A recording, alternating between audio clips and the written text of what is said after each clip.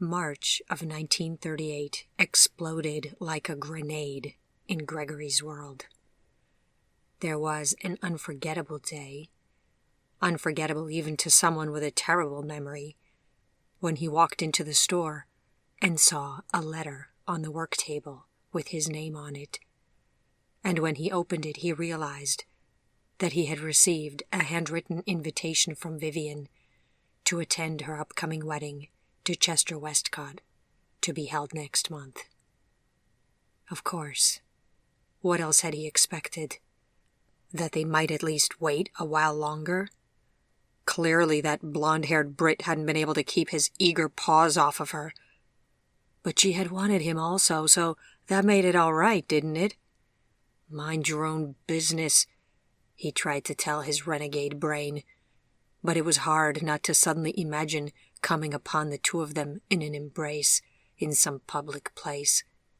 That the most likely outcome of seeing such a sight would be raging homicide was only all too clear to Gregory. "Wolf?" he called into the back of the store, trying to keep the angry shaking out of his voice. Where the hell was Wolf? Gregory walked over to Wolf's office door, and there he found his friend, sitting with his elbows on his desk and holding his gray-haired head in his hands. Much of the anger went out of Gregory as he looked at Wolf's drooping old shoulders. The sight was as shocking as Vivian's wedding invitation.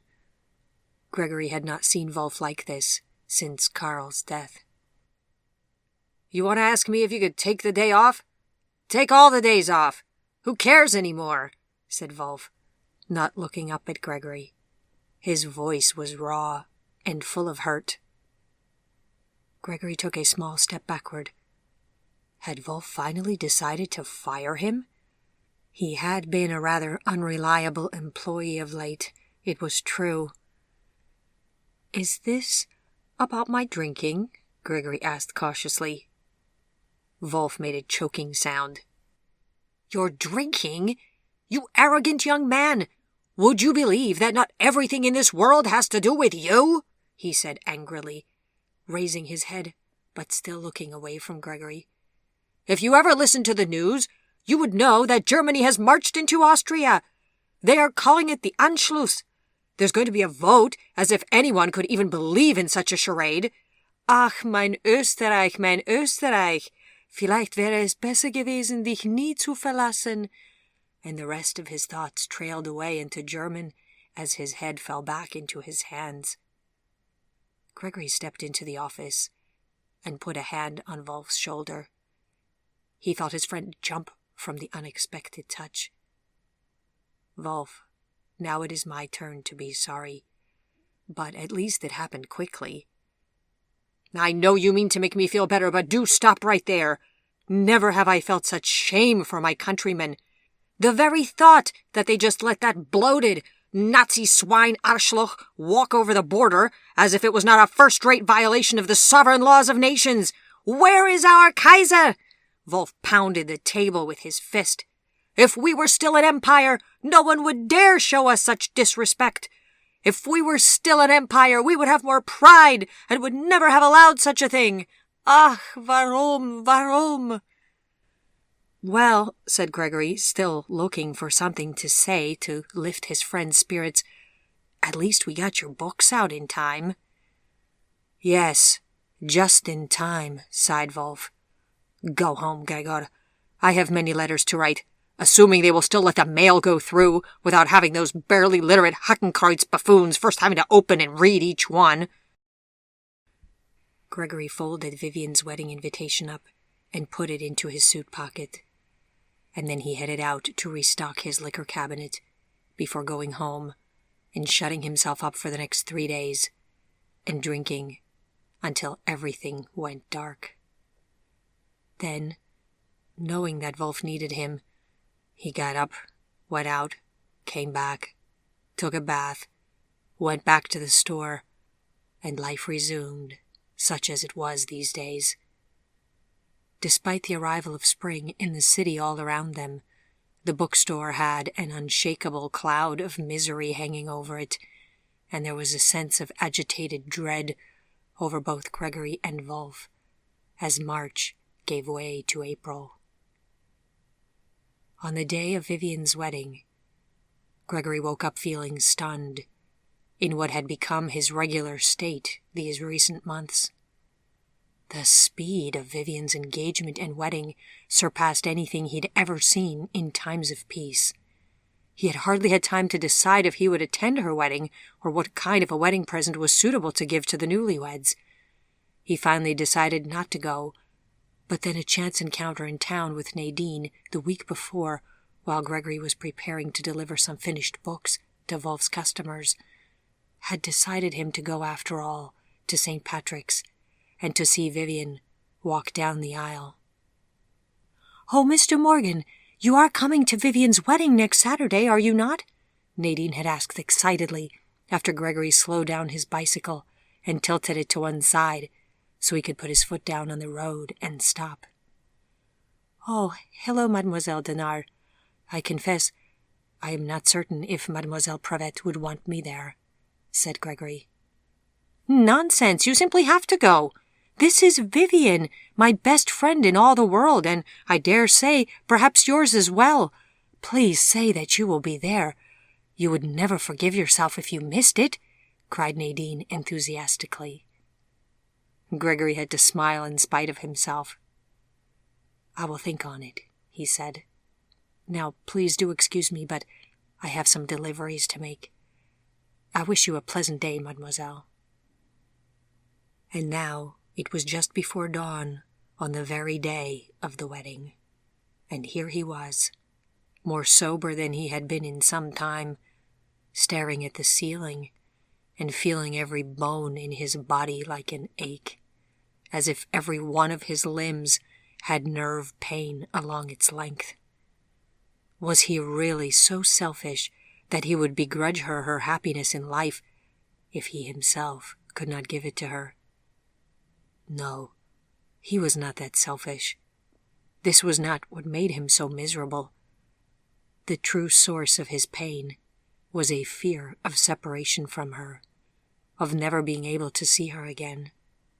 She had not said anything about no longer seeing him once she was wed, but there was a gnawing, uneasy feeling in the pit of his stomach that he could not explain, as if losing her soon and irretrievably was inevitable. It was as if life was tearing her out of his hands and he was losing the fight to hold on. Time passed. The sun was quite high in the sky by the time he finally made himself move out of bed. He got up, got into the bath, got out, and went through the motions of drying himself off and shaving, as if in a dreamlike state where he was only partly in this world. What does one wear to the wedding of one's beloved to another man? He asked himself, standing in front of his old armoire, wearing only his towel wrapped about his waist. "Why, one's best suit," he could hear Wolf intone in a somber voice, echoing somewhere deep inside Gregory's head. When had he said that? Had Wolf ever said that? It certainly seemed like something he might have said. Gregory reached a hand into the armoire and pulled. Somehow his old saber was what fell out instead, and it almost took his toes off, since the scabbard had disintegrated at its point, so that the bare blade now protruded. He muttered a curse. What do I need toes for anyways? He thought glumly. He stuffed the saber back in behind his clothes and pulled on the trousers of the finest suit he had that was suitable for wearing in the morning, and then he pulled down a new, crisply folded shirt and collar. It was getting harder to find new detachable collars. Were men no longer wearing them? When he hadn't been paying attention, had time moved on? Had everything moved on into a new reality, one that was, to him, beyond any recognition? Cannot worry about that now. No time now. He had somewhere to be this morning. It was church. He was supposed to be at church.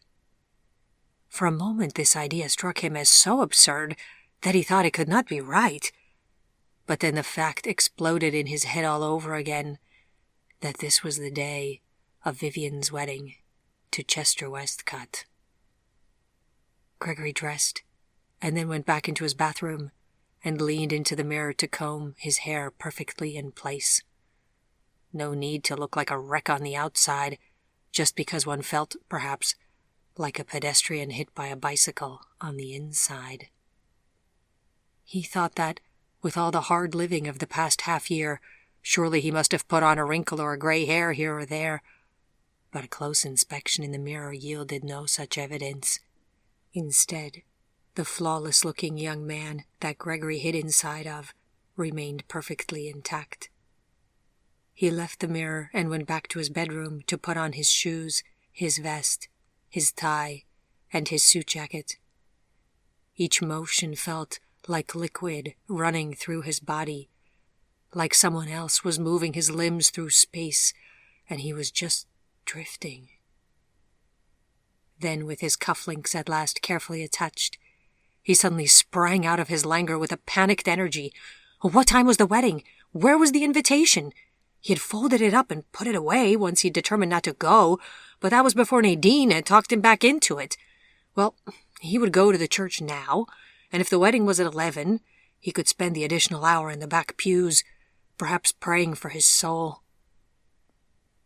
The consequence of looking pale and nervous in your best morning suit and arriving early at the church before a wedding is that people mistake you for the groom, Gregory discovered. He had just shuffled into the church vestibule when an altar boy in a white robe came to ask him if he was Mr. Westcott. Gregory said that he was sorry, but he was not, and the altar boy awkwardly moved off.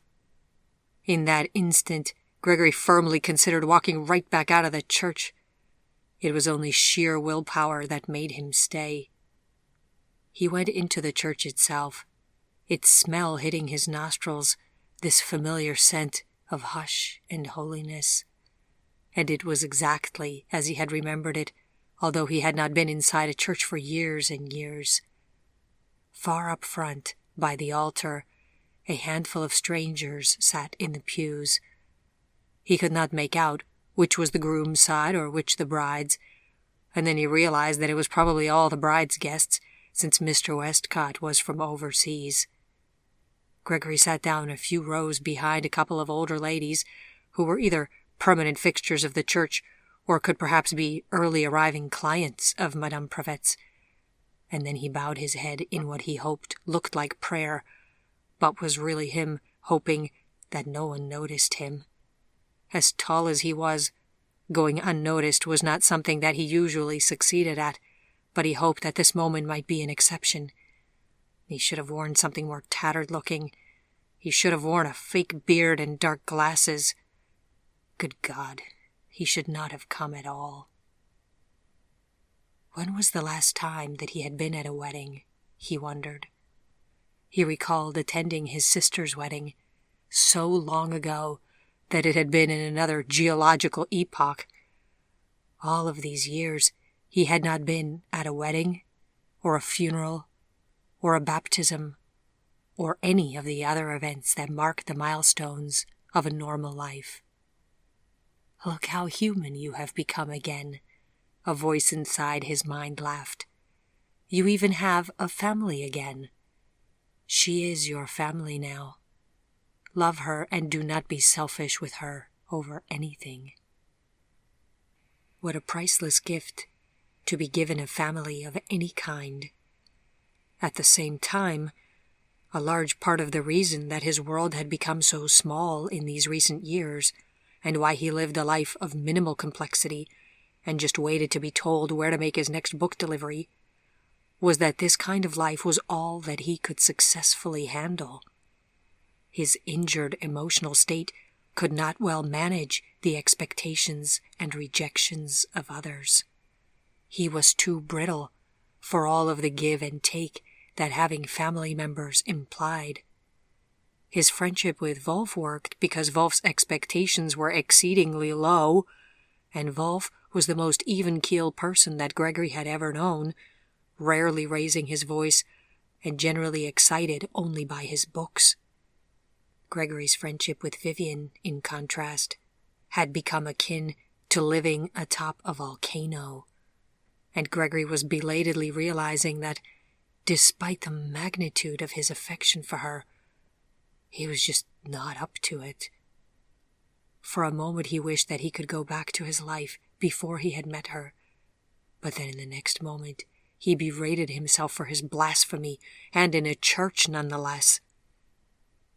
Around him, the church filled up with more attendees as the hour moved up toward 11 o'clock.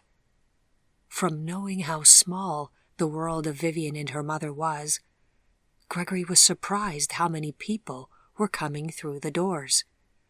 Who were all of these people? If he himself were to topple over truly dead today, how many people would come to pay him their last respects, in a church or out of it? Certainly far fewer than were in this crowd. He buried his nose in a prayer book and stared at the text without really seeing it, listening with his acute ears for the sounds of familiar voices. Some of the young people that he had met at Halloween came in. Frank arrived with a lady that he assumed from her looks was Nadine's mother, but where was Nadine? Then at last Nadine rushed in, waved excitedly to Gregory as she hurried over to sit by Frank.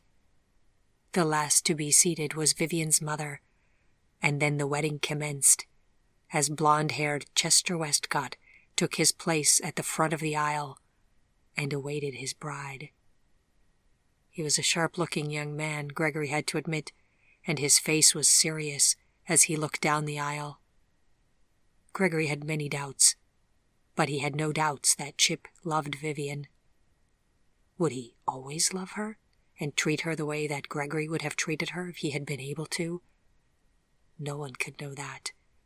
But in this moment it was clear to all that Chester Westcott's heart was given to his promised bride, and that made Gregory both less despondent and more so at the same time. Would they be happy together?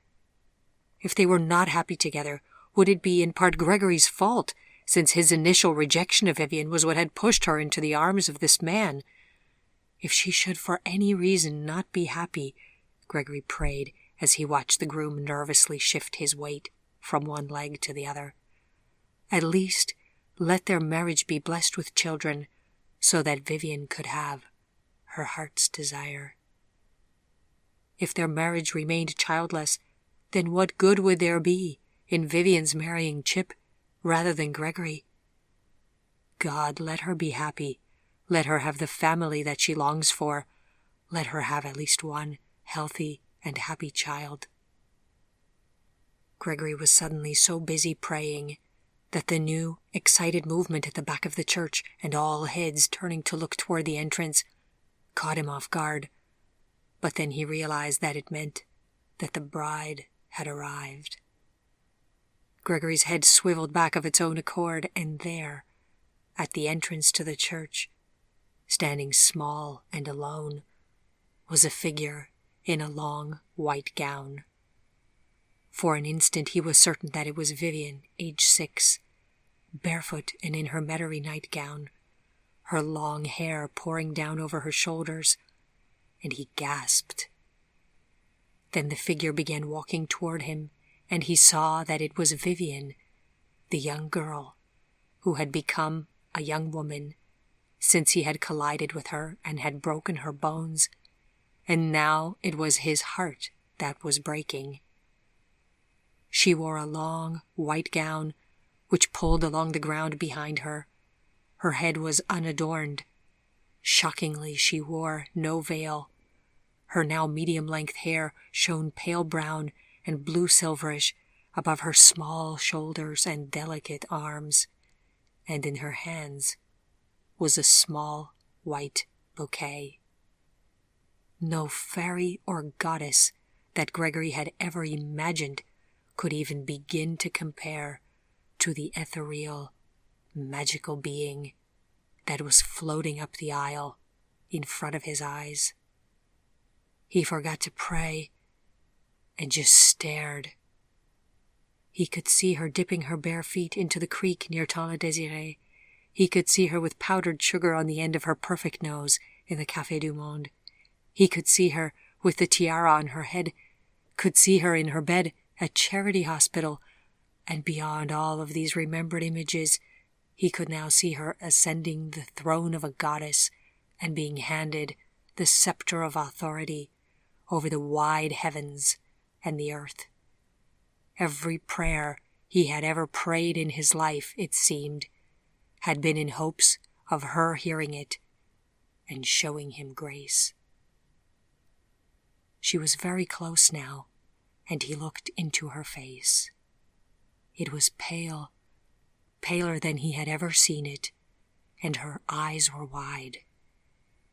She looked terrified, awe-inspiring, and entirely resolute, all at the same time. Then, just as she was passing his pew, he glanced at her pale, flawless neck, where something caught his eye. It was the necklace he had made for her.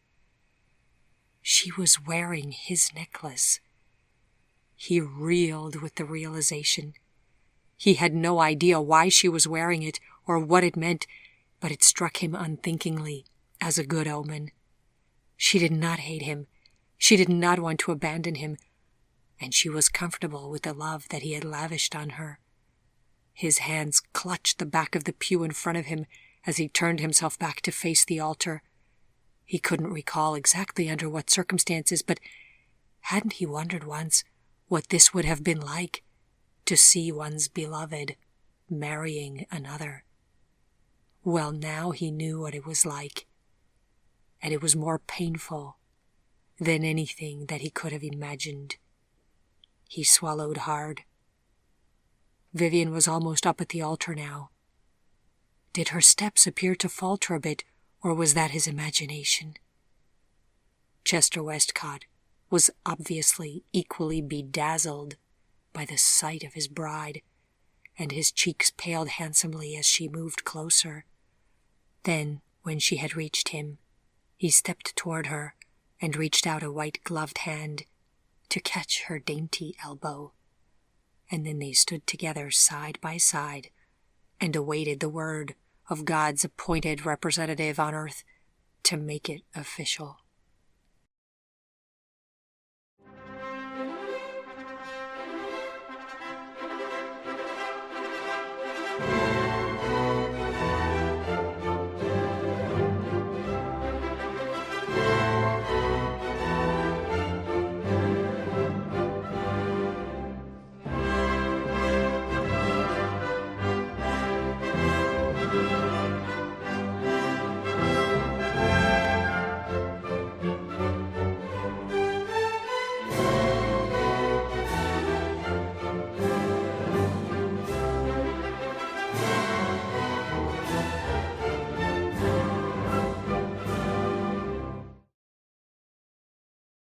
The ceremony went by quickly and smoothly.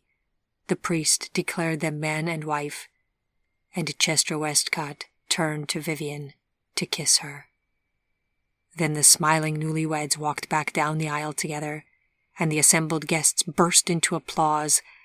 In the ensuing activity of people moving toward the exit and making their way into the receiving line so that they could congratulate the young couple, Gregory made his hasty exit and was very grateful to have escaped without the need to say anything to anyone.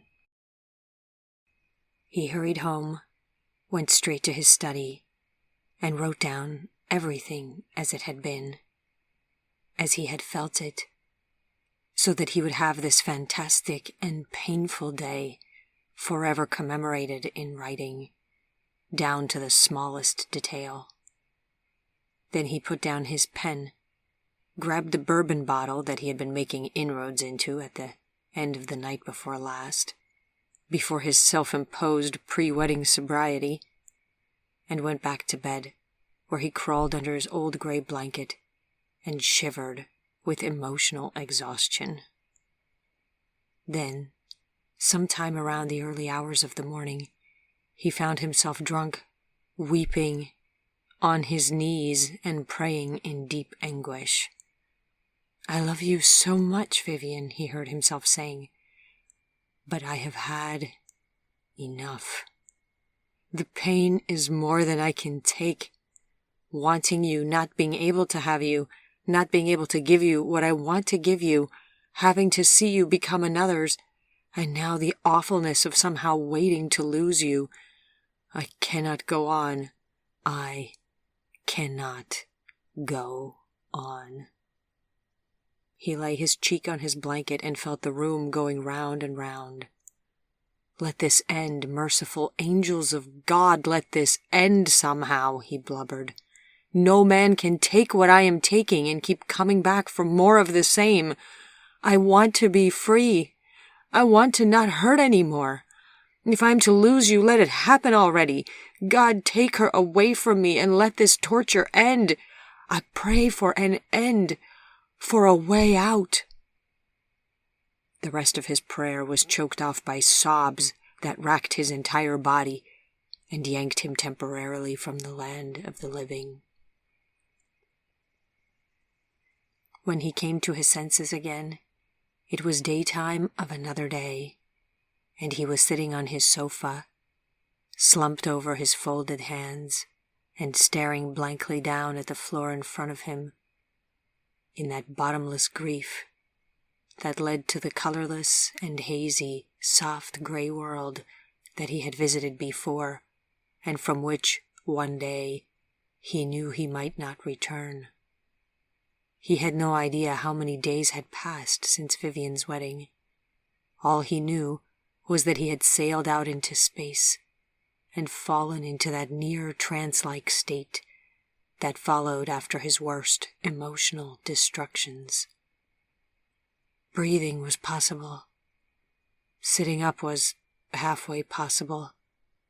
Everything else was beyond contemplating. There was a knock at the door. Gregory couldn't move. Perhaps the person would go away. The knocking continued. It must be Wolf. "Use the spare key," Gregory mumbled in the loudest voice that he could muster. There was a shuffling sound, and then after another minute, the door opened, and Wolfgang Gerstner walked in. "Gregor, you look dreadful. You were supposed to come in today to help me. The deliveries have accumulated and we have run low on bookbinder's thread." Gregory watched as Wolf's spotlessly shined black shoes walked closer to Gregory's sofa. "Ah, you have gone right off the edge again, I see. Fräulein Dinar came by the shop and told me about Fräulein Vivian's wedding. I see you are taking it rather hard."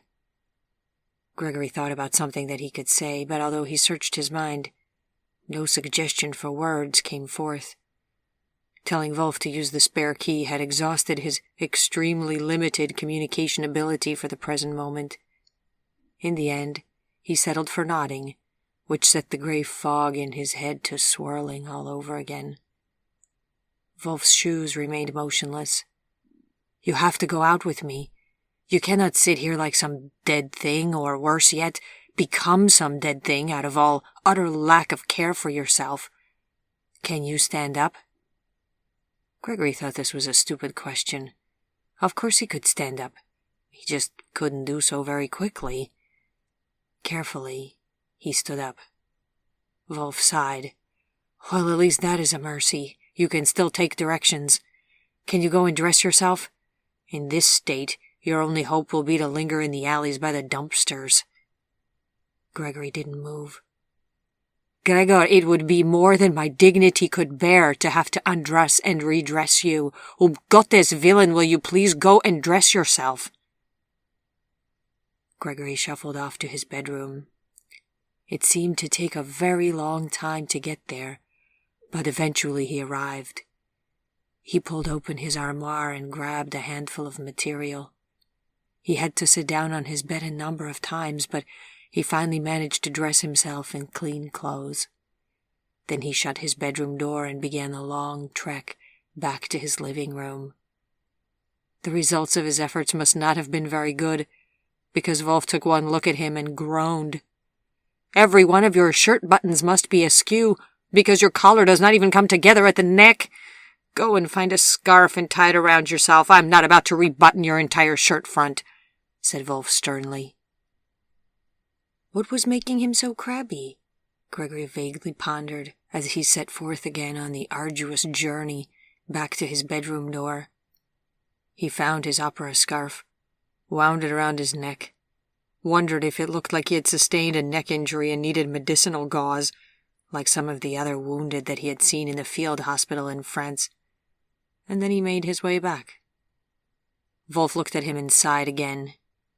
"It will probably be futile to ask for anything further.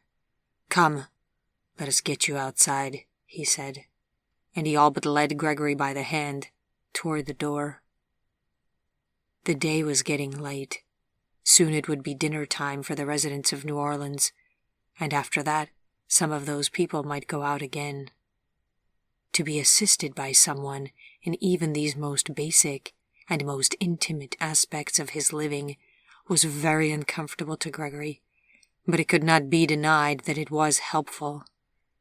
By twilight, Gregory felt much better, although presumably a couple of the pedestrians that they had met along the way were now a bit worse for wear. What a strange existence it is that we lead, thought Gregory, not for the first time. To have Wolf there with him was both a comfort and a horror. Gregory tried not to think about it. By the time Wolf left him, Gregory was sober enough to realize the large debt of gratitude that he owed his friend, and to say thank you to him. Wolf nodded, gave Gregory a long and searching look, and then left him there, standing in the middle of the city, with the night lights twinkling hopefully all around him. Gregory wound his way through the streets, walking the stiffness out of his joints, and his path led almost without thinking to the banks of the inky, dark Mississippi River. Stars hung over the water, and the smell of the river was bracing. "She has married another," he suddenly recalled, and the heartbreak of it hit him once more. As if on cue, he reached into his pocket and found that this was the suit that he had been wearing when he had unsuccessfully gone to propose to Vivian so many months ago, and when he felt the small jewelry box with his fingers, he fished it out and, to his own surprise, flung it angrily far away into the dark current of the great river. A few sobs escaped him then, but his recent emotional implosion made more than brief stretches of strong feeling impossible, and soon he returned to his new, mellow, if vague mindset, and sighed. "No, it is all right," he told himself, "because I love her, and it is always all right, whatever she decides. Nothing has changed. I am still here, and I still love her. I am stronger than this current misery. I may crack, but I do not disintegrate. Let her love whom she will. My heart is big enough to hold them all." Then he walked on along the water's edge and wondered how many days it had been since he had last been out of his apartment, and how many more he might have survived before finding himself unable to stand up or leave his apartment under his own power. What would that cliff be like to fall off of? He vaguely remembered praying to be rid of Vivian, just so that the agony could end. What kind of harvest would that desperate prayer bring? He wondered fearfully. "My love, my love, my love," he murmured silently to himself, and in this way he walked most of the night away before returning back home, falling into his bed and sleeping the short and slight sleep of the damned. On the days that he even bothered to haul himself out of bed, Gregory kept visiting the oak at Lafayette Square, but there was nothing there from Vivian. Had she forgotten about him, or did her new husband never let her out any more? And although he had tried hard to tell himself that he had forgiven her for everything, it was hard for him to look at the bench in the park where he had sat for hours and waited in vain for her to come, getting angrily barked at by every passing dog. He could not look at that bench now without feeling all of the hurt, betrayal, and crushing disappointment that he had experienced that afternoon when she had never come. A few weeks passed like this, and then one afternoon, Gregory was standing on the short ladder footstool and pulling additional reams of end paper out for Wolf, who was looking for just the right pattern to work with the antique book of American birds that he was working on for a customer, when he heard Vivian's voice.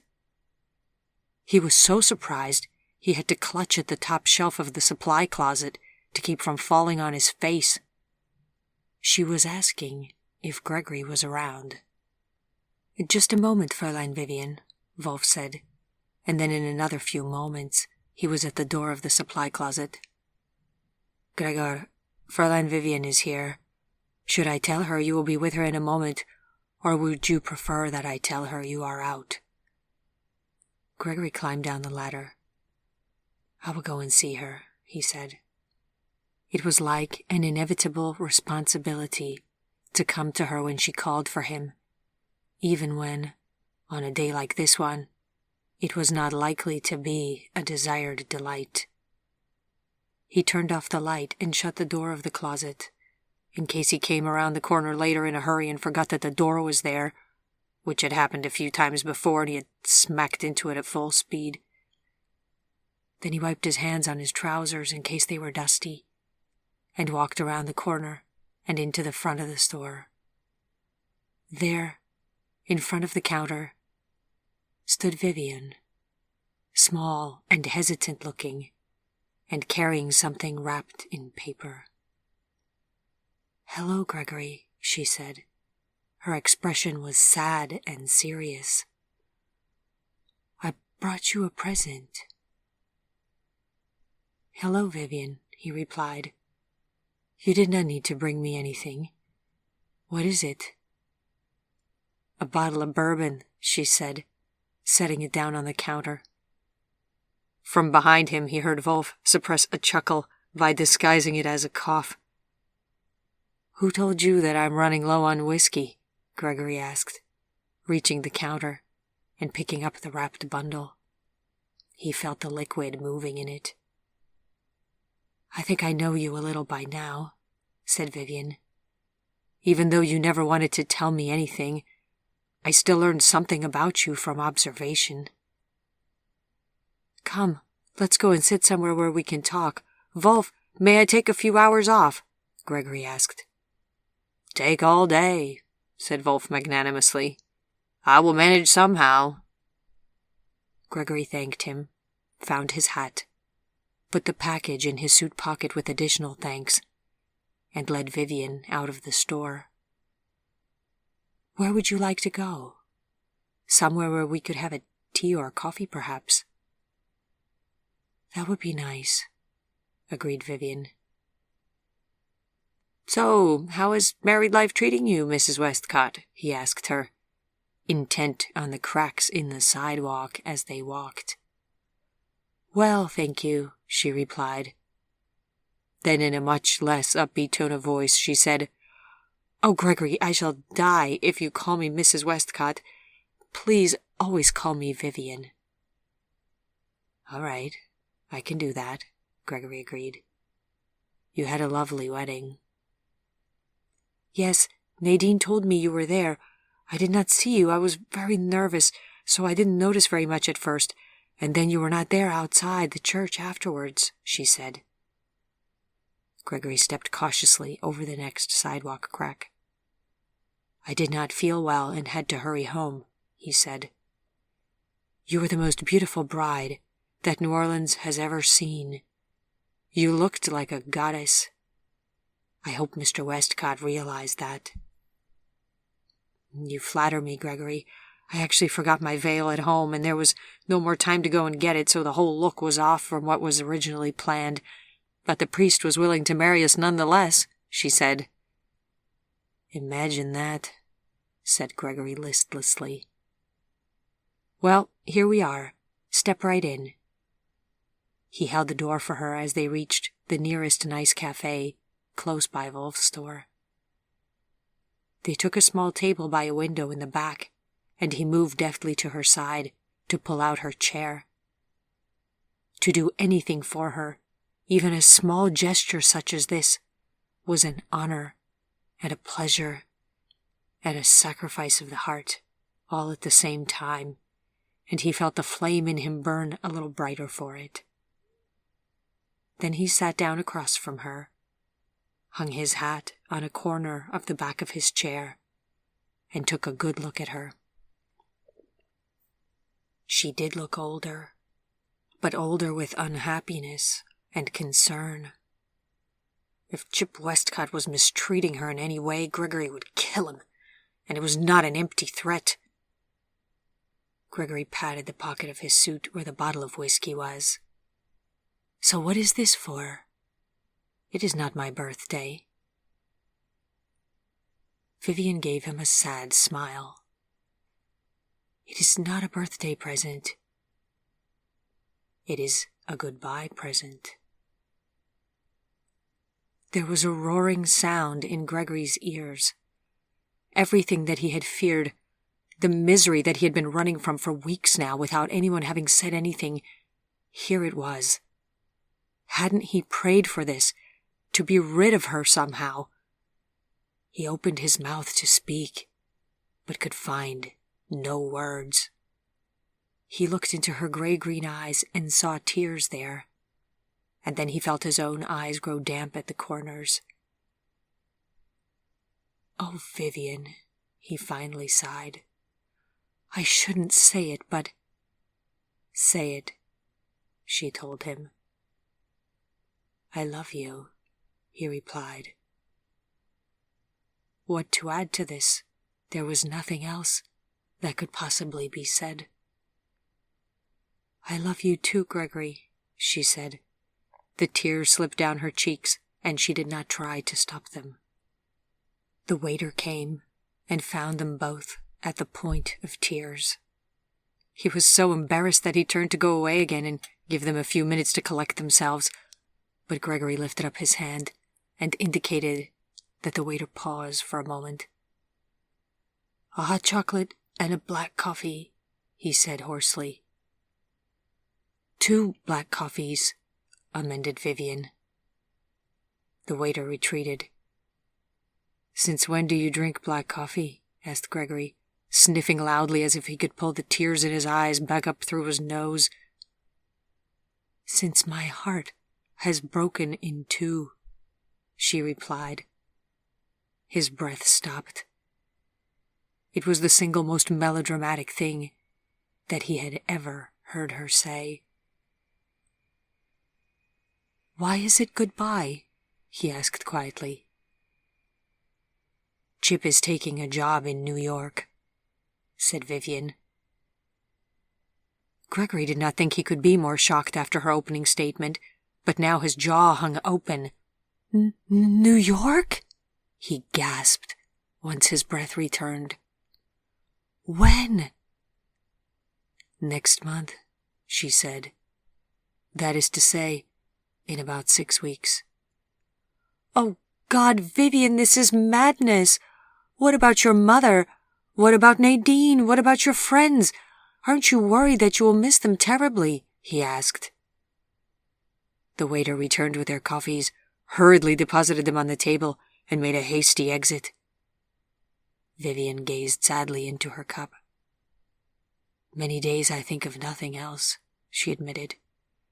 Then Chip comes home and I put on smile number 47, just so that he does not think I've been made miserable by his choices. As she said these words, it suddenly dawned on Gregory that Vivian no longer lived with her mother in the apartment where he had often visited them, but that she now lived with Chip.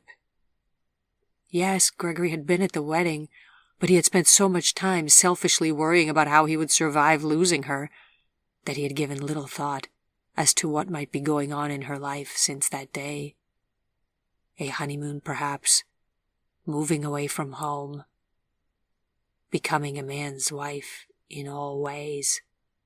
He could hear Wolf's words in his ears, remembering them clearly, although he could not remember much else, even where the last book delivery had been made to. They will get married, and then they will have a family. He will take her to bed and lavish affection on her. Are you going to sit here in despair that another man is going to take up what you started but couldn't finish? Vivian was an innocent maid no longer, and suddenly the brief flash of an image of Vivian's small, bare shoulders beneath another man's hands filled Gregory with rage and made a cold sweat break out above his brow. Vivian raised her cup and took a sip. "Oh, ugh, how you drink this I will never know," she said. "Are you all right?" she asked, putting the cup down and looking over at him. Gregory swallowed his anger as best as he could and nodded. "You forget that I only drink it if I have to. Mostly I just hold the cup to warm my hands," he said. "One of your many unexplained mysteries," she said with a sigh. "Yes," he said. "Will you ever explain any of them to me?"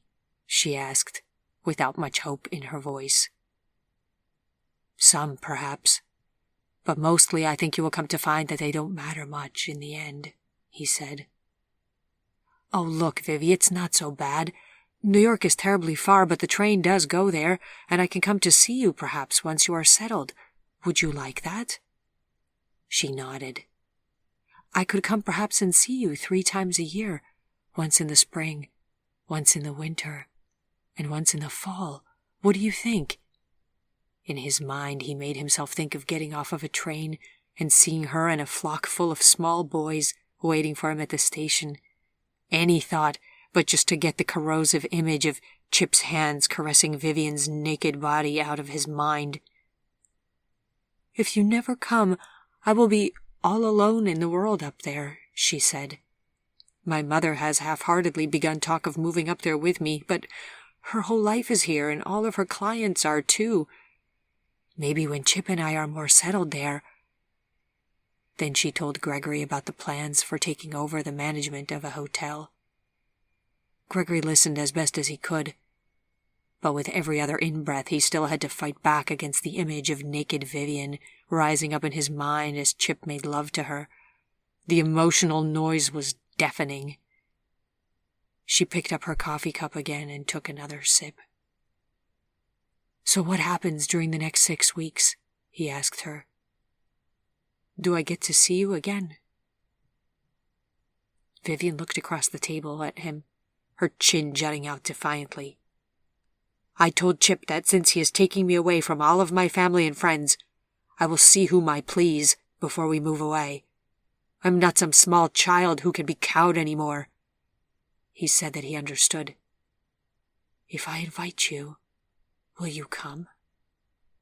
Gregory hesitated. "What do you have in mind? Surely not dinner for 3 at your new place." "No, I'm not that undignified. Drinks for a few of us at Silver Streak Bar, so that Chip can say goodbye to his friends, and I can be there with my friends. I will also write to you at the Oak in Lafayette Square about when we could go and have breakfast again, or meet for coffee like this. Would you accept?" Vivian asked him. He nodded. She could suggest an appointment in the inner circle of hell, and he would agree to go. "6 weeks is going to go fast," he said sorrowfully, vaguely remembering a similar conversation with her already in the past, before he went to Europe. Only then she had been the one to despair about the shortage of time. "But it is also not nothing," she said. "Let us make the best of it that we can, and then we will write to each other. Look, at least one of us is fantastic at writing letters." Gregory smiled, but inside him his heart was being squeezed. like a book in a book press. It was not until he was back in his apartment, staring at his ceiling in despair, that Gregory began to wonder if 6 weeks might not in fact be a very long time to say one agonizing goodbye over and over again in each meeting, with each note, in each tear. I will tell her each time I see her how much I care for her, and how much happiness I wish for her when she leaves, he thought. I will not waste a single occasion to tell her that I will go wherever she goes with all my heart, and with all of the selfless love that I can muster. I have only 6 weeks. I cannot waste a single remaining opportunity to somehow tell her that I love her. With this mindset, he dove into the last weeks with Vivian with a renewed energy. He could not lay about and be drunk for days now. What if she wanted to see him? He trotted out to Lafayette Square not once, but twice every day, like Cyrano crossing enemy lines twice daily to post letters to Roxane, he thought cynically. Some days he even went by 3 times, in hopes of a note from her. This cannot go on, he wrote in his journal. The waiting for a chance to speak with you, the glory, however painful, of at last being with you, the contented small paradise of time with you, followed by the unaccountable neglect that often comes after our closest encounters these days, as the rubber band snaps back on itself. Oh, how can I bear it? His entire world shrank down to only her. He even sat down with Wolf one night and asked him about moving the store. Wolf had spoken of it before. Apparently there was only so long that Wolf thought it prudent to stay in the same city before it was time to move on, and Gregory was aware that the book repair shop had known a few previous incarnations in several other cities before this one. Would you consider moving the store to New York City? He asked Wolf. Well, ja, natürlich. It is one of the most reasonable places to move it. The store was there once already, you know, and it has been some time since that now. Why do you ask? Inquired Wolf. With the initial shock of recent world events now behind him, he was almost entirely back to being the usual Wolf that Gregory had come to expect. Madame Westcott will be moving there to live, replied Gregory.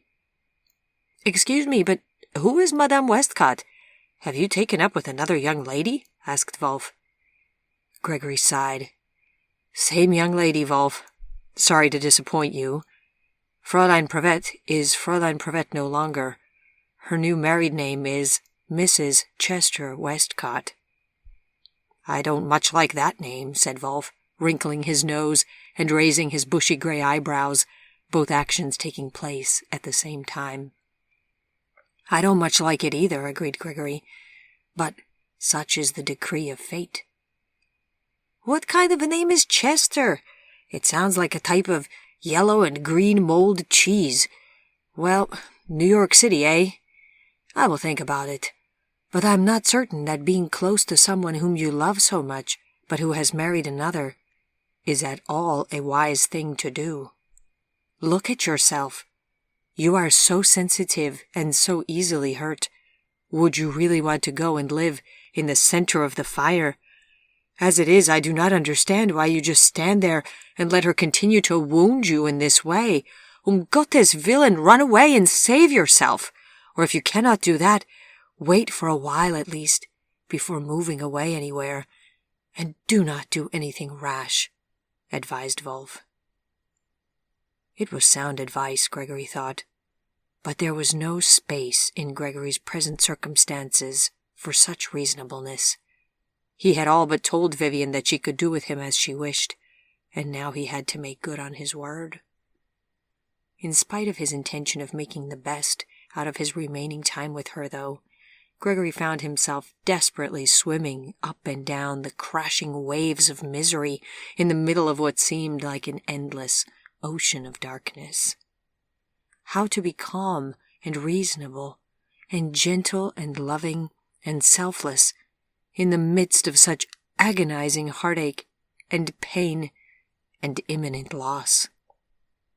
He at last received a note from Vivian asking to meet him at Lafayette Square to talk, and their conversation was a struggle. He found himself saying phrases like, "Hello, Vivian, and how is your husband doing?" when he really wanted to shake her and shout, "What have you been doing this past week that you have not had the time for me earlier? Now we only have 5 weeks left." She gave her answers unsmilingly and hurriedly, and after about a quarter of an hour, she asked him for the time. It seemed hard to reconcile this painful new awkwardness with the fact that they had said, "I love you" to each other just a short while before. They agreed to meet at Silver Streak Bar the following week, when all of Vivian and Chip's friends would be coming out. "The bitterness is devouring me and taking all of the consolation out of our last moments together," he wrote in his journal after their meeting, angry with himself for having made their long-awaited short conversation so uncomfortable. "It is preventing me from speaking openly with you and being anywhere even remotely close to decent company. On one hand, I am always afraid now that we may never speak again, but on the other hand, I am now also afraid that I will shout or be rude to you or offend you, or that I will be paralyzed with fear if you ask me how I am doing. I cannot answer that question right now. You do not want to hear about me or how I am doing right now, believe me. The answer is, not well. You say you want to be with your friends before you go, but then it feels like a very insubstantial, fair-weather friendship with me when we finally do get to speak. Where is the Vivian who cares? The one that I had coffee with even just a week ago? Or is it me that needs to change and hasn't? Yes, I do not doubt that I need to be much, much kinder to you, more focused, more appreciative, and gentler. I need to be grateful for every day I have left with you, and make sure that when we are no longer together, your memories of me aren't of some bitter, crazy, destabilized person. I want to be better, to do better for you, to elevate this thing we are in to something sublime and memorable and inspiring. Oh, Vivian, Vivian, for God's sake, have pity on me. You have no idea how I suffer." The visit to Silver Streak Bar was a memorable evening. Chip was the first to see Gregory arrive, and it was clear that he had already been drinking himself into a merry humor. "Ah, the fine Mr. M himself! How are you, Greg?" he asked, casually slapping a hand across Gregory's back. "Viv, Greg's here." Gregory cringed at the tone, the choice of names, the gesture. If anyone besides Vivian's lawful husband had dared to call her Viv, Gregory would have dragged that man out into the street and rearranged his face. He swallowed his disgust and said hello to the assembled group of Vivian and her young friends. Nadine smiled widely and waved. Vivian gave him a wide-eyed, sad look that he could not exactly make out. Was she at all glad that he had come? He could not tell. "Come and sit down, Greg. What will you have? Can I get you a bourbon on ice?" asked Chip, his smile confident, and his voice a touch too loud for complete sobriety. Gregory nodded numbly and sat down, next to a very excited girl who started to talk to him and ask him if he remembered her. He had no idea who she was. He gave her the politest smile he could manage and did his best to pretend that he was listening as she spoke. Since when did respectable young men and women feel comfortable to meet up in bars? Did this young girl's parents know where she was at the moment, and were they comfortable with it as well? Was this now normal? His bourbon arrived, which helped his mood a bit, but it would have taken a lot of bourbon now to be really past all agony. "Are you truly intent on leaving us, Vivi?" Nadine was asking. "Yes, but we will be back to visit, and you are always welcome to visit with us also," replied Vivian. "This is going to be a wonderful chance for us," said Chip, putting an arm around his bride and kissing her cheek. "I'm going to throw up," thought Gregory. Why stick around for more of this? But he felt rooted to the spot, as if he could not leave until Vivian dismissed him. "As she will, old friend, as you know she eventually will," he thought. The conversation flowed on among the young people seated around the table. The girl sitting next to Gregory had slowed down the rate of her monologue and was now staring at him as if he was a creature with two heads. What was wrong with her, he wondered. Perhaps a few cards short of a full deck up there in that brain of hers? "Mr. Morgan is a great supporter of the theater," Nadine was saying. "Isn't that so?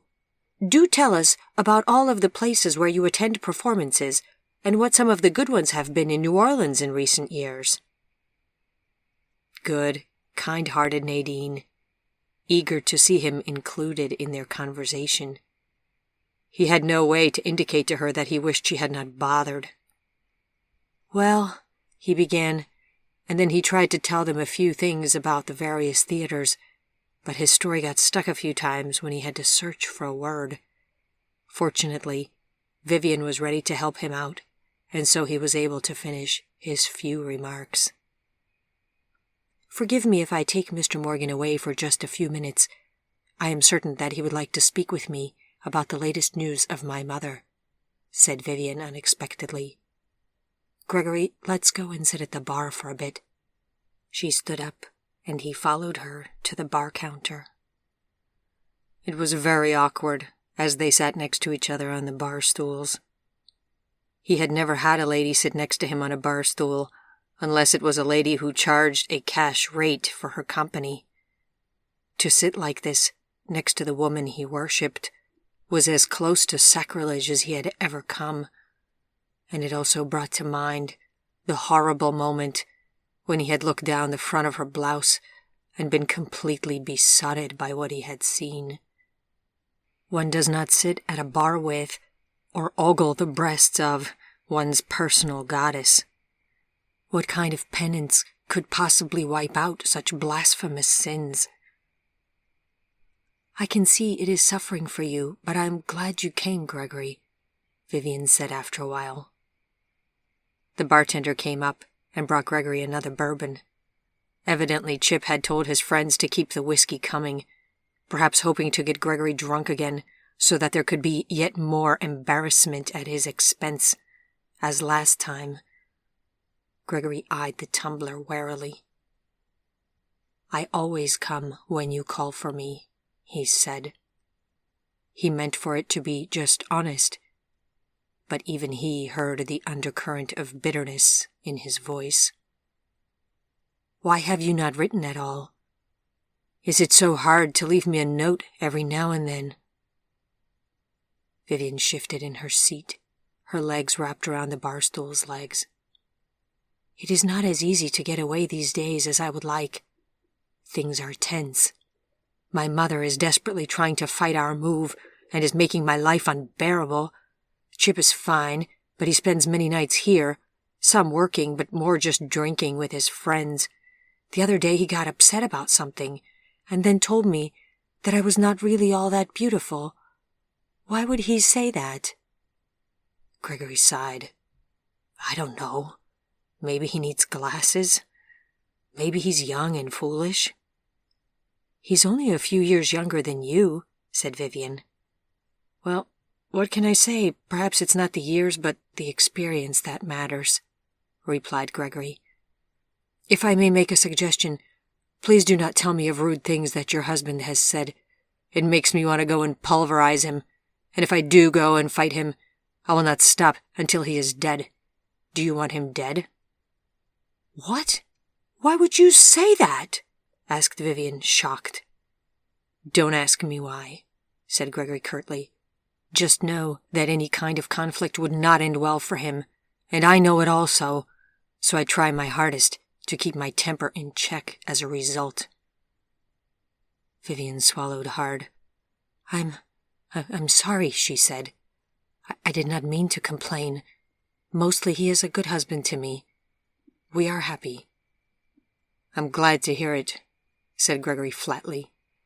And then they both sat in silence for a while and stared at the dark, wooden surface of the bar.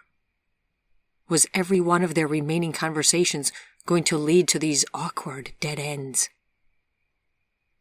Oh, Gregory, cried Vivian suddenly. I want to see you. Will you come to visit me? In New York? I told you that I would, he replied. No, here in New Orleans. At your place, perhaps. Somewhere where we can be alone.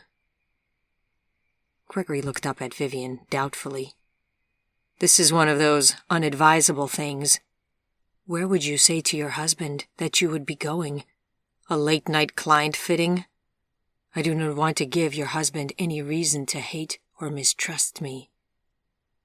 Then come visit at our place, Vivian said.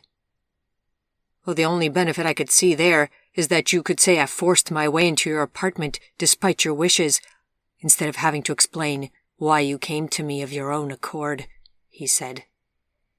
Everything about this conversation, from its setting to its content, was disgusting to him. Gregory, please, she said. I just want to talk to you. Her eyes were melancholy and pleading. You can talk to me here, he said. I want to put my ear against your chest one last time, for old time's sake, she finally said. He wanted to open his mouth and tell her that this was the single most immature and selfish thing that she had ever asked of him, when he caught sight of a sparkling, perfect tear that slid down her pale cheek. How could he say no to her? If she asked him for anything, how could he say no? How had he been strong enough before to say no to her before he left for Europe, telling her that he would never marry her? Had he been wiser then? Had she become more beautiful since then? Had he weakened?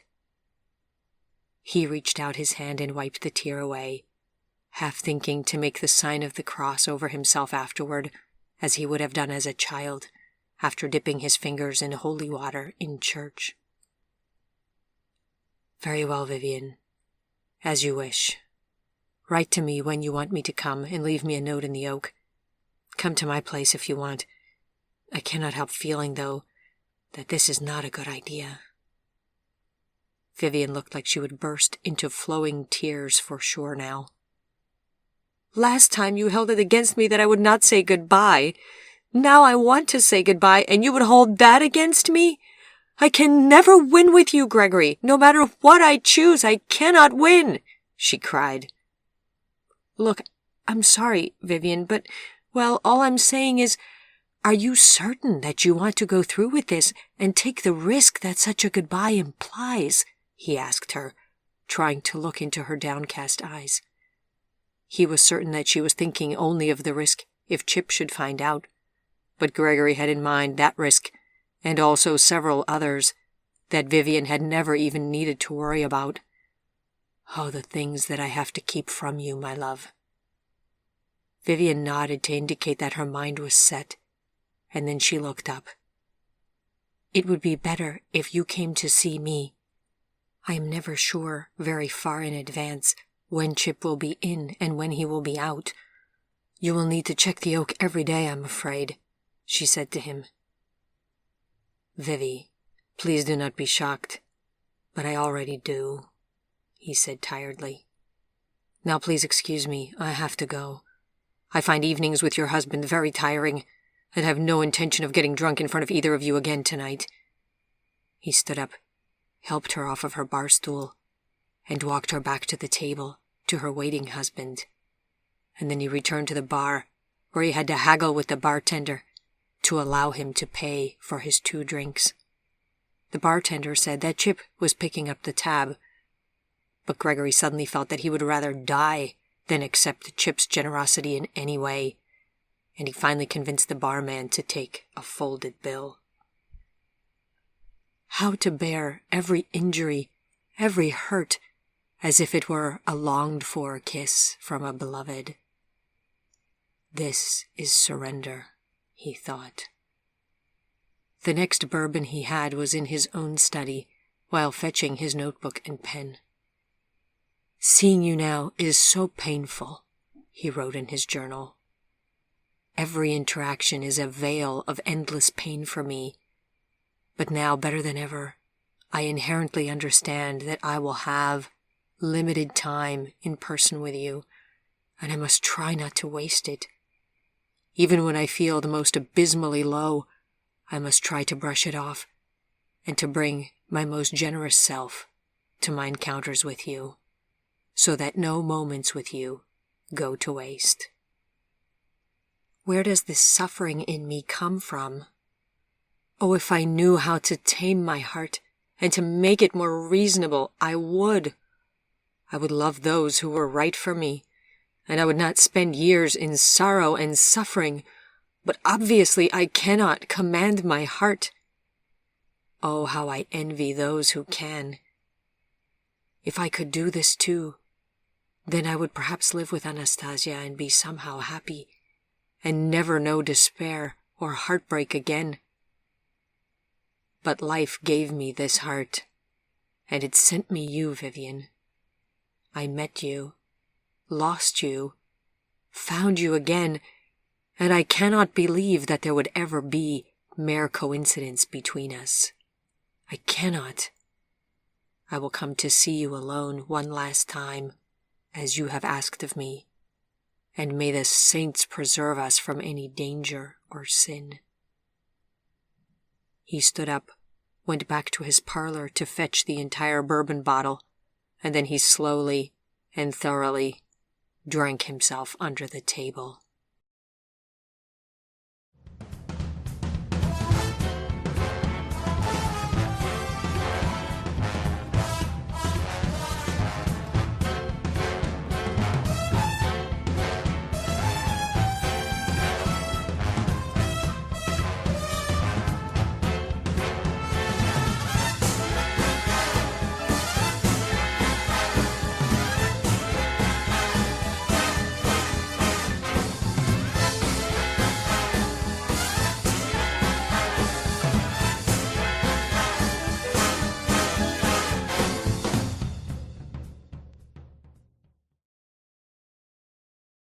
Now that he did not know which day she would ask to see him, he had to be ready again at all times, so that he would not be icy cold and disappoint her in any way when she finally called for him, and of course he had to remain relatively sober as well.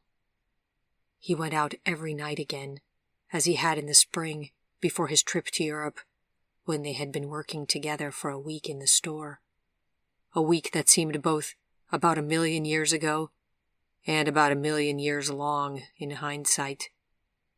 I could never have sustained this pace forever, he thought bitterly. It was not simply my stubbornness.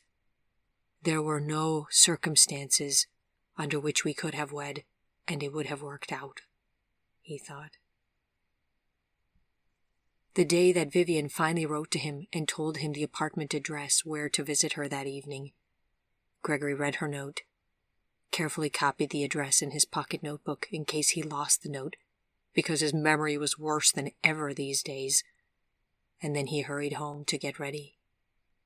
It was a good thing that he had been preparing for several nights now for a visit, because she wanted him to come early, at an hour when the daylight would have barely faded yet, and it would have been difficult to do much about his cold hands.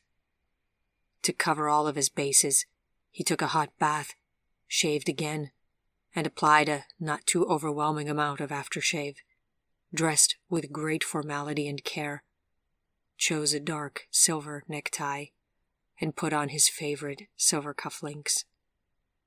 That's right, Go off to sin, looking like an angel, he thought to himself wryly as he looked at himself in the mirror. That's always been your way, hasn't it? His hair was carefully styled into its usual dark, formal waves. His shoes were buffed spotless, and his nails were clean. These preparations of his were at the core of who he was, and served as the overture to the theater performance that was Gregory Morgan the Man.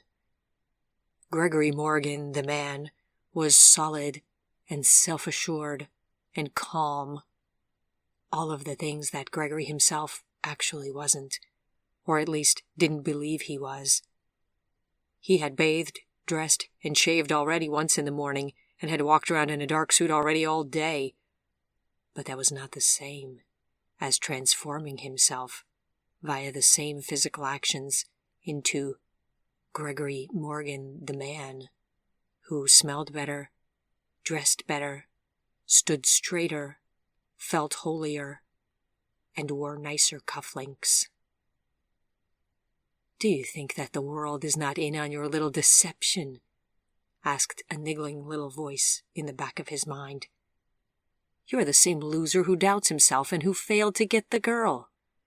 You are the same horror who chased down some of the local populace last night and— Shut up, Gregory Morgan the Man sternly told the little voice. Then he rechecked his cufflinks, confirmed that he had his notebook with him, and headed out to the address that Vivian had given him. The apartment of a part-time barman and his bride was unlikely to be in the Garden District, but even so, Gregory was dismayed when he saw the neighborhood that Vivian's new address was located in. For a moment he was almost glad that she was moving. Hopefully something better awaited her in New York. He found her building, walked up the dark steps. Did the lights inevitably fail to work in all the places where she lived? He wondered, and came at last to her door. He listened for a while to make sure that Chip was not at home, and then he knocked. She opened the door and fell into his arms with a cry. Oh, Gregory! Had she been drinking? Hush, he told her, pushing her gently back into the apartment. Let me get the door closed. He shut the door and locked it, and then he put his arms about her and kissed the top of her head as he held her close. Do not be so unhappy, Vivi. It will be all right. I don't know how yet, but everything will be all right. Just hold me, she said in a muffled voice from against his suit lapel, her tears in her voice. He had not imagined that she would have cried this much in the time that he had known her. Were these the tears that she felt she could not shed in front of anyone else in the world? Poor, poor creature. Her coldness of recent weeks had vanished, and he wondered suddenly if its reason for being had been to keep her from sobbing aloud like this each time they saw each other. He looked around the room. It was one room, with a small table, 2 chairs, an armchair, and a bed in it. The sight of the bed made him lightheaded. When Chip was home and they— Come sit with me, she said. Not on the bed, I hope, or I think I will be sick, he replied. She pulled away from him and wiped at her tear-stained face. No, not on the bed, on the armchair. All right, he said, picking her up as if she were light as a daisy stalk, and forgetting momentarily that this was the sort of thing he was not supposed to do. He walked over to the armchair and sat down in it, letting her legs drape over one of its armrests as she sat in his lap. I want to go there again, she said. Where, Vivian? Where would you like to go? He asked her gently. He had intended to be cautious with her and to keep her at arm's length but the way that she had launched herself at him when she opened the door had taken everything in a different direction. She had not been so yielding and so open with him since before he had left for Europe, and it swept the fragments of a million tender memories through his mind. The fact that this was a last goodbye had focused both of their hearts on the goodness that could be between them and made even forgiveness suddenly possible. "I want to go to that perfect place with you," she whispered, and she closed her eyes. "You know, that place where we are perfectly happy." "Ah, does that place still exist?" He sighed sadly. "I know it does," replied Vivian. "You just have to hold me and let me hear your voice, and then we can find it. I know we can." He smiled in spite of himself. "Vivian, age 6, would believe in something like this," he told her. "Aren't you all grown up now, and beyond such things?" "No, I'm not," she said stubbornly. "Talk to me. Tell me what you remember of our time together. Oh, wasn't it wonderful?" "Yes, it was," he replied honestly. "I remember it all, Vivi, since, as you know, I keep a journal and write down everything in it.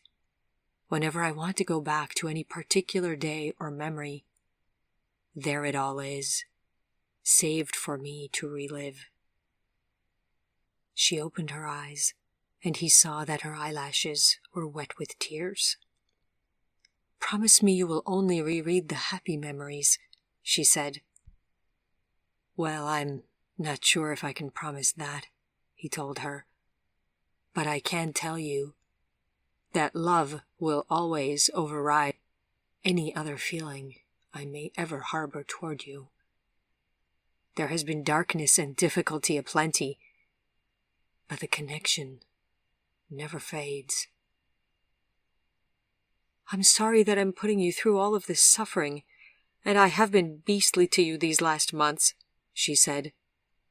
"Are you angry with me?" "Oh, how could I ever be angry with you or hold anything against you, my love?" he whispered. "Oh, don't call me my love," she sighed, but she nuzzled her cheek against him nonetheless. "Very good, I won't," he replied, holding her even tighter. And then the next breath they both took together, and it brought them into that happy paradise where time stopped, and where there was nothing but love and calm, the respite in the eye of the storm. They sat and breathed together, and she brought her ear to his chest, where it always felt to him like she was the small child that he was carrying out to the courtyard at Metairie. He could not tell how long he had held her like this before she spoke again. "Oh, Gregory, I will miss this so much. The truth is that I wanted you to sit with me and to hold me in this armchair. My mother got it for me as a wedding present when she saw it for sale somewhere on a sidewalk last month, and from the moment I saw it, I wanted to sit in it with you," she admitted. "Then, when I am all alone in New York, I will sit in it and think of you and imagine your arms about me just like this." "How poetic of you, my usually so practical Vivian. But you will not be all alone in New York," he reminded her. "You will have Chip." "Yes, of course," she said glumly. "But that is not the same as having you. Nothing is the same as that." Gregory let go of her with one arm so that he could touch the fabric of the armchair's upholstery. "Pardon me, dear one, but I'm not certain that the value of this piece of furniture could possibly merit the outlay for shipping charges to New York. Is Chip really going to let you pack a moving truck to take your handful of belongings up north including an armchair that was standing on a city curb a few weeks ago. Throw it all out and get new things in New York. Vivian stuck her chin out in the way that Gregory knew meant her mind was stubbornly made up. I told him I would move with my things, or I would not move at all. Gregory smiled and pulled his hand back before moving it into Vivian's hair, shifting its strands and releasing her ineffable fragrance into the air all around them. And how did he reply to that? He gave in and told me I could have what I wanted, said Vivian, moving her head back into Gregory's hand like a cat might when seeking to be stroked. You know, sometimes I pity that husband of yours, said Gregory. Pity me, said Vivian with a sigh. I did not get to marry the one I truly loved. The room fell silent again.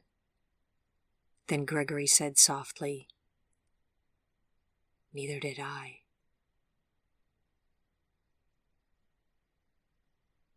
She was so close to him, bone to bone, separated only by a few layers of fabric that made up their clothes. And when her heart thudded like it did now, it was as if he could feel her heart beating through his veins, as if he had filled himself with its hot warmth and its spicy sweetness, as if she had disappeared into him, and they were truly only one. He closed his eyes and suffered the almost intolerable pleasure of her. Suddenly he felt something unexpected at his jaw. It was her lips. She was kissing him, leaving a line of kisses along the outline of his face. This was not the same Vivian that he had held last.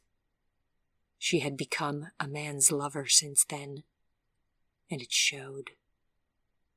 He suddenly couldn't face the loss of her innocence. It was like seeing her disrobed. He wanted to avert his eyes, but could not move his head, so he kept them closed instead.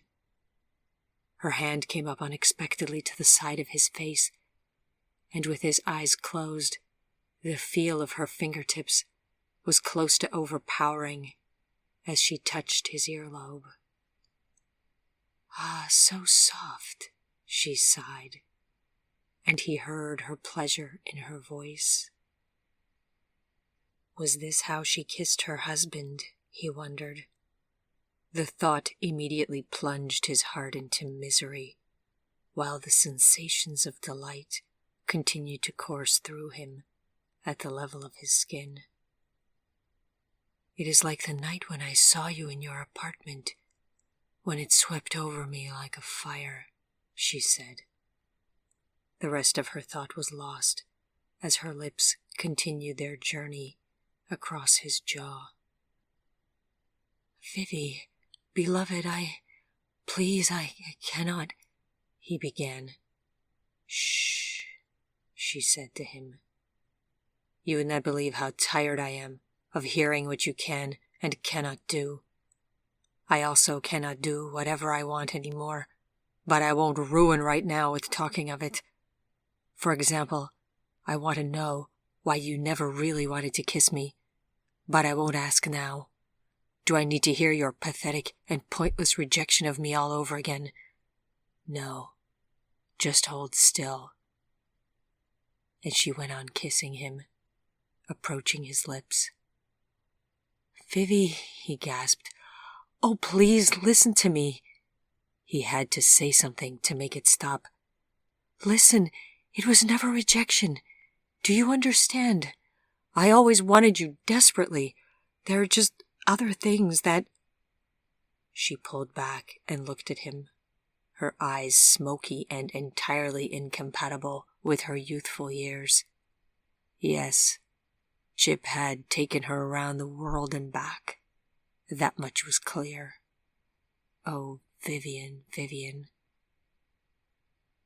Do you want me right now? She asked him. Do not lie to me." "Yes, but—" "Then kiss me this one time, like you mean it," she said. "This is the goodbye you wanted. Come and take it from my lips." He looked at her mouth and felt himself start to shake.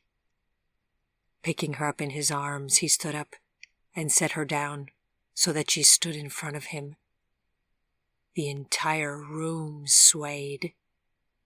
She stared up at him, open-mouthed and stunned, her gray-green eyes hazy, far away, and full of want. He wanted to explain to her that he could not kiss her, that he would not, that he could still see Chip's kisses all over her face, like footprints in fresh snow, that it could never be allowed to happen. But his head began to lower itself toward her of its own accord, while every nerve in his body screamed. In slow motion, as he came nearer and nearer, he could see the most becoming blush that any woman had ever blushed come over Vivian's cheeks, as her blood ran riot under her skin and her eyelids paled. The sound of her heart beating was louder than any other sound in the universe, so loud now that it was impossible to hear anything else.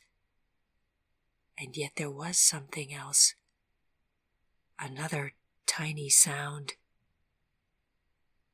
Gregory had ears as sharp as his vision, and with a speed of movement that made Vivian almost fall forward onto her face, he was at the front door and put his ear up against it. "It's Chip," he said. "He's coming up the stairs." "Oh, God, what will we do?" panicked Vivian, steadying herself on the armchair just as Gregory flew back to grab her arm and keep her upright. "Listen, love, I don't have a pin that I could conjure out of thin air this time. You'll just have to do your best to cry," Gregory told her, and then he pinched her arm so hard that crying could not possibly have been difficult. She gave a sharp yelp, reached over with her other hand to clutch at her pinched skin, and readily burst into tears. It was not a moment too soon, since there was the sound of a key at the door. And then Chester Westcott opened it and stepped through it. "Hello, what's this?" he asked, eyes blinking. "Greg, what are you doing here?" "I invited him," began Vivian, her voice shaking. Gregory gave Chip an arrogant look. If he showed any remorse, Gregory knew, Chip would eat him alive. "I invited myself over to have the chance to say goodbye to Vivian. As it happens, I'm leaving unexpectedly on a trip, and am uncertain if I will get the chance to say goodbye again later." Chip's eyes narrowed. "What kind of goodbye is it that takes place in another man's apartment?" Gregory lifted one arm at the elbow and slowly adjusted his cufflink. "There's no need to take that tone here, Mr. Westcott. Nothing untoward is going on. You may not be aware, but I had not had the chance yet to get you and Vivian a wedding present. Well, Vivian tells me that there are some items that she would like to have shipped to your new home in New York, and so I thought to cover those shipping costs for you in lieu of a present. I stopped by to see how many items there were, and to make my goodbye at the same time, thinking to kill two birds with one stone." "Ah," said Chip, taking in this new information and evaluating whether or not he could believe in it. It was only after another moment that he looked more closely at Vivian. "Pray, why is my lady wife crying? And why did she cry out just now? Did I not just hear her give a cry?" Gregory looked at Vivian and shrugged. "Our friendship evidently meant a great deal, and I take it that she is emotionally distraught, as am I." "Here," said Gregory, and he reached into his pocket for his money clip and peeled off a couple of the larger bills. "This should help with the shipping, and is in lieu of my wedding gift to you both. My pardons that we are all now in a hurry, and this is being so crudely done." For a moment Gregory feared that Chip would not take the money. But Chip was not the type to not take cash when it was offered, Gregory had correctly guessed. "Well, I suppose that it will come in handy, and it is something that Vivian wanted," said Chip slowly. He still made no moves to go over and comfort his wife. What a louse, thought Gregory. "Do you need to take any measurements or anything?" Chip asked. "No, I would just grab my hat and be on my way," said Gregory. He reached for his hat and then stopped to look at Vivian. "Dreadful to me is the day when I have given you any cause to cry, madame," he told her formally. This only made her cry harder. "I thank you for the inestimable honor of your friendship, and I wish you much happiness in your new life up north. Godspeed, and goodbye, Vivian." Then he reached a hand out for her fingers, took her small hand in his, thought to kiss the back of it, and then instead recklessly turned it over, opened the palm with his fingers, and placed his kiss inside it. She looked like she might swoon, but she folded a tight palm around the place where he had touched her with his lips. "Where exactly are you from, Greg?" asked Chip, his voice rising. "Why do you ask?" asked Gregory, making his way to the door, all while hearing the desperate pounding of Vivian's heart calling out to him from across the room not to leave her. "I'm curious. Was it customary there for a man to make love to someone else's wife? Because you evidently seem to believe that this is acceptable," said Chip, the anger suddenly barely suppressed in his voice. "You've said your goodbye. Now get out. Get out before I throw you out." "Goodbye, Mr. Westcott," said Gregory, "and happy fortune." He shut the door himself so that Chip would not have the chance to slam it shut behind him. Then, in the dark of the hallway, he moved noiselessly as far away as he could while still hearing what was going on in the apartment. He suddenly feared that Chip might hurt or threaten Vivian in his anger, and he did not want to leave until he was certain that she would not be harmed. "Why did you have to make such a scene?" Vivian shouted behind the closed apartment door. "What kind of a fool do you take me for?" Chip shouted in reply. "I see how he looks at you. Don't think that I don't. And you end half his sentences for him, like some married spouse of 50 years, when his mind wanders off, probably because he's constantly blotto." "It's not true. He's a very upstanding man, and nothing untoward has happened between us," cried Vivian. That made Gregory wonder if she was suddenly grateful that she had not gotten her kiss, as there could now be some consolation for her in being able to claim this untarnished virtue. "I do not care what has happened or hasn't happened. I have no need for a wife who acts like she wishes she were wed to another," Chip shouted. "Give me 3 good reasons not to break his neck. Actually, don't bother. There are no good reasons." Then Gregory heard crying, and then Chip said, Viv, I'm sorry. I know it is hard for you to move away and to leave all of your friends, and it is not so much your intentions that I'm questioning, but his. I know he is a long-time family friend of yours, but there's something about him that tells me that he is not a man to be trusted. It doesn't matter. We're leaving soon enough, and he will no longer be our problem. Come to bed." Gregory closed his eyes, gulped, figured that he had heard enough, and he raced down the stairs and out of the building into the night.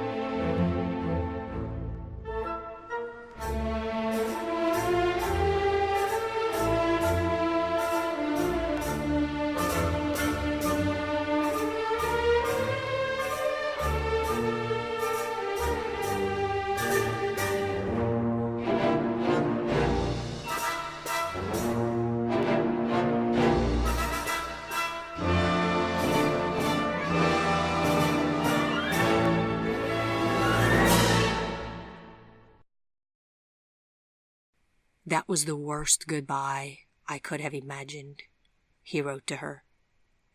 "Come and talk to me one more time here at the park. For God's sake, please." He left the note in the oak tree.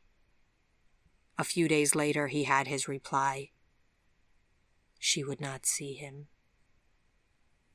The emotional deep freeze between them was evidently back in place, and she had pulled herself away to hide behind it once more.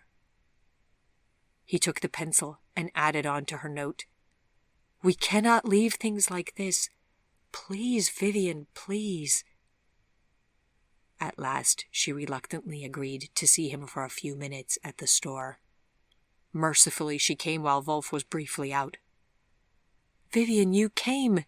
he cried, opening the glass door for her. "I'm so sorry about last time, but it was a really difficult situation that you put me in. I did the best with it that I could." "A difficult situation that I put you in?" she cried, stepping into the store. "You were never going to kiss me, were you? You are the one who got us into this whole mess by reading me Cyrano and other passionate rot, while at the same time refusing to really love me." "I do love you, Vivi. I love you like a worshipper loves a saint, like a writer loves his muse," insisted Gregory. "Yes, but not ever like a man loves a woman," cried Vivian. The unkissed kiss had rekindled all her former bitterness, he could see. He was too exhausted to argue with her statement. An immense sadness swept over him. "Can't that work in our favor for once? Not even now that you have wed another," he finally said. "No, I always wanted you. That was always the problem. And my husband does not believe you anyways. He thinks it is wrong for us to continue our friendship," she said. "Do you think it's wrong?" asked Gregory quietly. Additional words on this topic must have passed between her and her new husband, he realized, and now she was reluctant to even speak to Gregory. Had Chip threatened her or frightened her? Yes, I now do believe it is wrong," she replied slowly. "No matter how I try, I cannot look at you and not think of what it would have been like if only—" "Oh, Vivian, how could you? To believe that we should not be friends. How could you ever come to believe that?" he cried. "You are and always have been non-negotiable for me. I don't know why things are always like this, why everything has to be so hard." "Because you make it all an impassioned mess!" cried Vivian, losing her patience. "You never really loved me, because I kept having to fight with another love, an even stronger love within you, and that is your love of the tragic, of things that don't work out. You may not want to hear it, but you want things to not work out more than you ever wanted me. Cyrano was not a romantic hero. He was an idiot. He could have had her." Gregory sighed miserably. "All right," he said. "Beat me with any stick you want now," he thought. "I will just stand here and take it. I love you too much. I always have." "What do you want me to do right now?" he said out loud. "I am not certain if seeing you even 3 times a year is wise. Maybe you should not come to visit. I'm sorry I had you come out to see me. It was wrong, and it is too hard like this. To use a sewing term, perhaps we should unspool this entire thing. I cannot live my life with my heart forever somewhere else, and Chip is convinced you are trying to get me to be unfaithful. Remember that conversation we once had about not being crucified for sins that one did not commit? Well, I'm now beginning to understand exactly how that feels." "But to not even be able to ever visit you," he said, hearing his own agony reverberating in his voice. "Oh, don't look at me like that. I cannot bear it, Gregory. I'm trying to be the practical one here. I can ask you the same question. What would you have me do?" asked Vivian, tears rolling down her cheeks.